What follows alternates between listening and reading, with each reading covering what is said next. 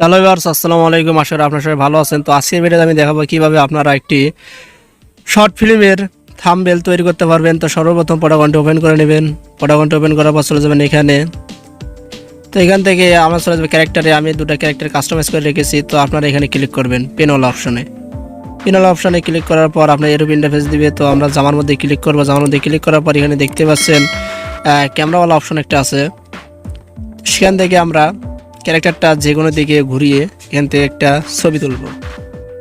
তো এখানে ক্লিক করলে ছবি উঠে গেছে। আর এখানে দেখছেন শেয়ার আল অপশন। শেয়ার আল অপশনের মাধ্যমে ক্লিক করে এটা আমরা মেমোরির মধ্যে নিয়ে নেব। তো এখানে দেখতে পাচ্ছেন কপি আল অপশন। তো আমি এখানে ক্লিক করার পর এটা আমার মেমোরির মধ্যে চলে যাবে। তো দেখতে পাচ্ছেন আমি ক্লিক করেছি আর এটা মেমোরির মধ্যে এসে গেছে। তো এখান থেকে আমি এটা পেস্ট করে দেবো। তো পেস্ট করার জন্য দেখতে পাচ্ছি পেস্ট অল অপশন। তো আমি এটা ক্লিক করা মাত্র এটা পেস্ট হয়ে যাবে। এরপর আমরা চলে যাব ব্যাক অল অপশনে।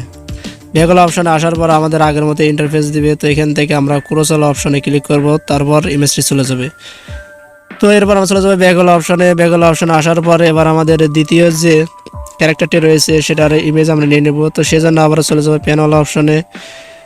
তো এখানে ক্লিক করার পর আবারও চলে যাবো জামালা অপশনে ক্লিক করব। এবার ক্যারেক্টারটি আমরা ঘুরিয়ে নেব। ঘুরিয়ে নেওয়ার পর এখানে দেখতে পাচ্ছেন শর্ট অল অপশন। তো এখানে ক্লিক করার পর এগুলো আপনাদের আচরণভঙ্গি নির্দেশ করাবে।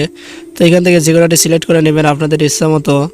তো আপনারা এগুলো আগেই দেখে নেবেন কোনটার কীরূপ কাজ করে। তো আমি এখান থেকে যে কোনোটি ক্লিক করলাম। তো আমি এখান থেকে এটা পিক তোলার জন্য তো আমরা এখানে চলে যাব ক্যামেরা অল অপশনে। এই ক্লিক করার মাত্র দেখে এসে গেছে। তো এটা আমরা শেয়ার অল অপশনে ক্লিক করার পর কপিতে ক্লিক করব। কপিতে ক্লিক করার পর এটাও আমরা মেমোরির মধ্যে নিয়ে নেব, যাতে আমরা এই ইমেজটিও সংগ্রহ করতে পারি। তো এটা পেস্ট করে দেবো। তো পেস্ট করার পর আপনারা দেখতে পাচ্ছেন আমার দুটি ইমেজে এসে গেছে। তো আমি যদি স্কেল করি তাহলে দেখুন আমার দুটি ইমেজে কিন্তু এসে গেছে। তো আমরা এখন চলে যাবো ব্যাকওয়ালা অপশনে। এখন আমাদের প্রোটাগনে কোনো কাজ নেই। তো যেহেতু আমাদের কোনো কাজ নেই তো আমরা এখন চলে যাব পিক্সেল ল্যাব অ্যাপ্লিকেশনে। তো পিক্সেল ল্যাব অ্যাপ্লিকেশনটি আপনারা প্লে স্টোরে পেয়ে যাবেন, সেখান থেকে আপনারা ইনস্টল করে নেবেন। তো এটা হলো পিক্সেল ল্যাব। তো এটা আমরা ক্যান্সেল করে দেবো। তো এখানে আসার পর এটা ডিলিট করে দেবো। ডিলিট করার পর আমরা চলে যাব এখানে। তো এখানে ক্লিক করার পর আপনাদের এটা একটি ইন্টারফেস দিবে। তো এখান থেকে আমরা চলে যাব ফ্রম গ্যালারি। গ্যালারি থেকে আমরা যে কোনো একটি ইমেজ অ্যাড করে নেব। তো এখান থেকে আমি এই ইমেজটি অ্যাড করে নিচ্ছি। তো এই ইমেজটি অ্যাড করার জন্য এখানে ক্লিক করবেন। এবার ওকে দেবো। ওকে দেওয়ার পর এটা একটা কাস্টমাইজ করতে তো আমরা এটা কেটে দেবো। এটা কেটে দেওয়ার পর আমাদের চলে যেতে হবে ব্যাকগ্রাউন্ড রিমুভার। তো এটাও আপনারা পেয়ে যাবেন প্লে স্টোরে। তো এখান থেকে আমরা আগের যে দুটি পিক আমরা নিয়েছিলাম তো সেই দুটি আমরা এখানে ইনপুট করব। তো এখান থেকে আমরা চলে যাব অটোওয়ালা অপশনে। অটো ব্যাকগ্রাউন্ড এক কালার হলে এই অটোতে ক্লিক করার পর পুরো ব্যাকগ্রাউন্ড রিমুভ হয়ে যাবে। আর এখানে ম্যাজিকে ক্লিক করার পর আমাদের যে সাইটের ছোট ছোট কোনো নয়েজের মতো ব্যাকগ্রাউন্ডের ডাস্ট থাকলে সেগুলো রিমুভ হয়ে যাবে। তো আমরা এটা পুরো পিকটির সাইড দিয়ে ঘুরিয়ে নেব, যাতে করে আমাদের ইমেজটি একদম এইচডি হয়ে যায় এবং কোনো ডাস্ট না থাকে। তো আপনাদের যখন যে কোনো ব্যাকগ্রাউন্ডে এইচডি কালার যে কোনো একটি এক কালারে থাকবে তখন আপনারা এটার মাধ্যমে অটোর মাধ্যমে সব কিছু রিমুভ করে দিতে পারবেন। তো সেভেল অপশানে ক্লিক করব। এখান থেকে আমরা ফিনিশ অপশানে ক্লিক করব। এরপর আমরা আবার একটি ইমেজ আপলোড করব, দ্বিতীয় ইমেজটি। তো এখান থেকে দেখতে পাচ্ছেন মেয়ের ক্যারেক্টারটি। তো এখান থেকে নিয়ে নেব আবারও ডান অপশনে। এরপর অটোতে যাব। এরপর এখানটায় ধরলেই রিমুভ হয়ে যাবে।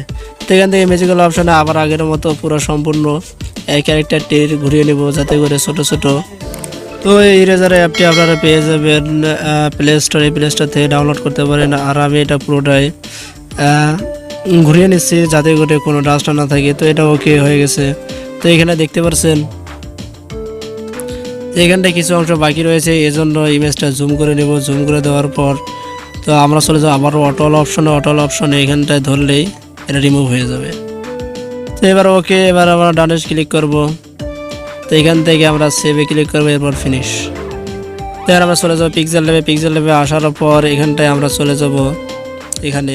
তো এখান থেকে আমরা ব্রাইটনেসটা একটু বাড়িয়ে কমিয়ে ঠিক করে নেব ইমেজটা আগে। এরপর দেখতে পাচ্ছেন কনস্ট্রাক্ট। তো এখান থেকেও আমরা সব কিছু ঠিক করে নেব। তো এরপর রয়েছে হাগ। তো এরপর এই অপশনটা দিয়ে সব কিছু ঠিক করে নেওয়ার পর এখন আমরা ইমেজ ইনপুট করব। ইমেজ ইনপুট করার জন্য চলে যাবে এখানে। এখান থেকে এক্সপোর্টে এখান থেকে ক্লিক করব। তো তো এখানটায় আমি এই ইমেজটা নিয়ে নিলাম, এরপর ওকে। এরপর এটা আমাদের সাজাতে হবে। তো এটা আপনাদের সুন্দর করে সাজিয়ে নিতে হবে যাতে দুটাই এক পাশে না হয়ে যায়। দুজনকে এমনভাবে সাজাতে হবে যেন সুন্দর দেখা যায়, এবং অন্য পাশে আপনাদের লেখার জন্য একটি ফাঁকা জায়গা থাকে। তো আমি দ্বিতীয় ইমেজটি ইনপুট করে নিলাম। দ্বিতীয় ইমেজটি ইনপুট করার পর এখানে সাজাবো, সুন্দর করে সাজাবো। তো আপনারা দেখুন কীভাবে আমি সাজাচ্ছি।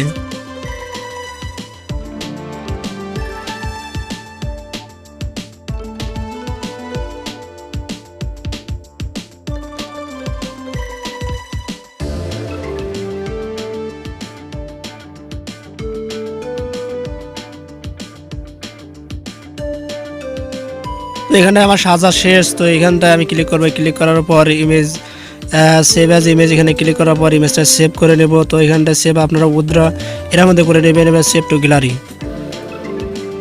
তো এটা সেভ হওয়ার পর আমরা চলে যাবো ব্যাকওয়ালা অপশানে। ব্যাকওয়ালা অপশানে ক্লিক করাবো, আপনাকে এরকম ইন্টারফেস দিবে। তো এখানে ওকে ক্লিক করবেন। তো এরপর কেটে দেওয়ার পর আবার চলে যাব পিক্সেল ল্যাব অপশানে। তো অ্যাপটি ওপেন করার পর আপনাকে এরকম ইন্টারফেস দিবে। তো নতুন করে আমরা ডিলিট করার পর আমরা এখান থেকে চলে যাব এখানে। তো এখান থেকে আমরা ফ্রম গ্যালারি থেকে আগের ইমেজটি এখানে ইনপুট করব। তো এবার ওকে। তো ইনপুট করার পর এখানে আমরা যাব, এখান থেকে আমরা ব্রাইটনেস কমিয়ে বা বাড়িয়ে আমরা ইমেজটি সুন্দর করে সাজাবো। তো এখানে দেখতে পাচ্ছেন আমি এগুলো দেওয়ার পরে ক্যারেক্টারের মুখের মধ্যেও অনেক সৌন্দর্য ফুটে উঠছে। তো আপনারা এটা প্রথমে সেভ করবেন, তারপর আবার ইনপুট করার পর আবারও সাজিয়ে নেবেন, তাহলে ক্যারেক্টারের ইন্টারফেসটা অনেক সুন্দর হবে।